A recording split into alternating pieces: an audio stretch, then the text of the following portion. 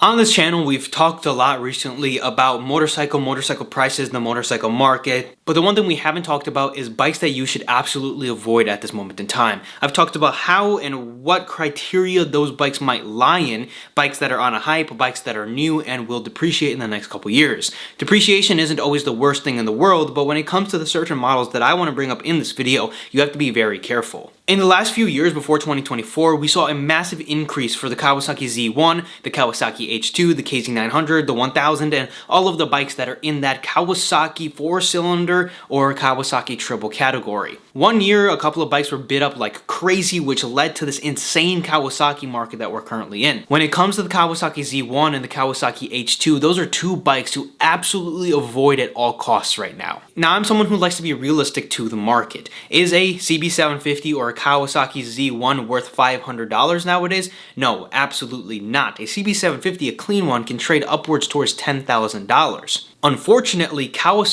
multiple Kawasaki Z1s had sold for closer to $50,000 at one time in an auction. Now, auction doesn't necessarily correlate to market price. But if a bike is normally selling between $7,000 and $8,000 and one sells for $50,000, there is going to be a massive uprise in the market. This happened with multiple Kawasaki Z1s and Kawasaki H2s. I told you guys, and I've been saying for about a year, that these bikes are horrible bikes to buy, and we've seen the decline that I was saying is going to happen. The H2 saw the same fate. Even though it is a legendary motorcycle in all right, it went too high.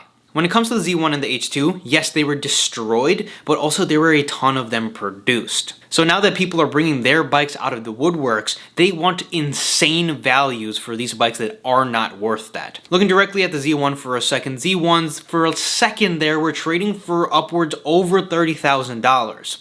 There's one bike in particular that I was following for a long time that I believe is still for sale. That bike was missing the original mufflers, but overall was a very nice original 73 Z1. That Z1 was originally listed for sale closer to $30,000 US.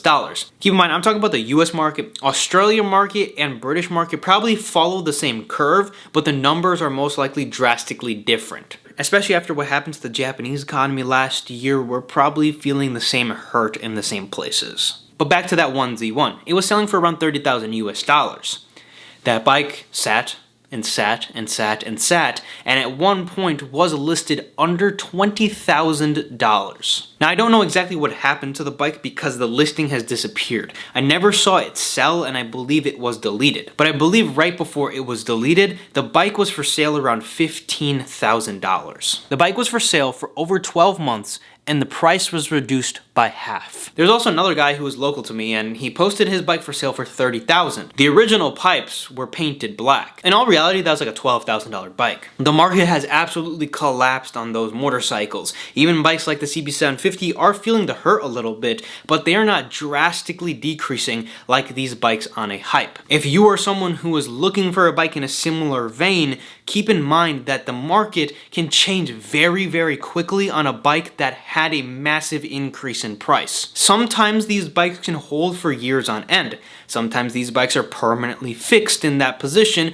for a decade or so. If we look at 2025 auction results, the bikes like the Z1 and the H2, primarily those two bikes, have now fallen like crazy. Now, there were a few bikes that sold crazy in value, but for the most part, you can clearly see that the market has softened, and you're looking at some of these bikes like, wow, that's half of what it would have brought just 2 years ago. Now, what happened? Well, number one, they went way too high. People can no longer justify paying the prices. Number two, the market was flooded. There is more supply than there is demand, which is going to cause prices to go down. A lot of people were holding these bikes off for something exactly like this to happen.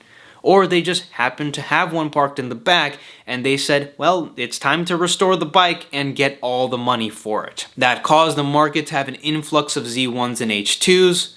The market then could no longer sustain the prices because of how many were coming onto the market, and it drove the prices nearly 40 to 50% less than just 2 years before. Now, it seems like I'm the biggest Kawasaki hater there is out there.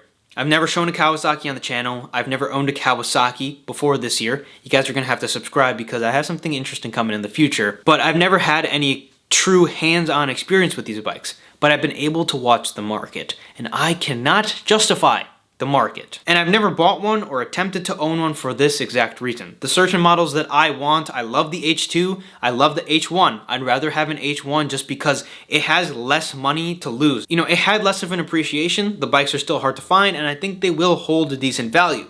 The H2 on the other hand is unjustifiable and it has a lot to lose. So personally, and this is what I've recommended in the last videos, don't buy them on the hype, see what happens to the market. I predicted that the market was going to fall. I think anyone who studies the market at all kind of would have seen this coming. Vintage two-strokes also saw the same appreciation and value. The market has softened on those bikes and I think they're in a realistic price point. It absolutely takes money to restore a bike. All the pretty bikes that we see come up for sale in the Mecum auction, someone has clearly put a ton of money into them. In most cases, what you can expect from a bike you have restored is 25% off of what you spent on it, if not half of the value. Obviously, the professionals know what they're doing and there's a reason they're charging that. If you're going to keep the bike, it's usually worth getting it done by someone who really knows what they're doing. If you're looking to not lose your tail on a motorcycle, it really isn't that hard. If it's a bike you love, you're gonna wanna keep it for a long time. Yeah, maybe you can overpay a couple $1,000s for a bike. But a motorcycle that depreciates 20 to 40% the instant next couple of years after you bought it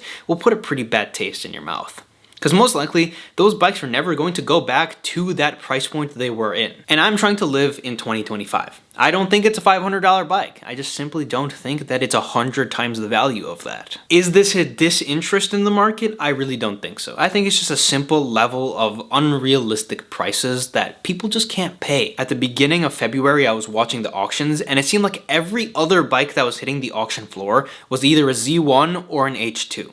When it gets to that point, the market cannot sustain that type of influx in inventory. Simple economics, my friends.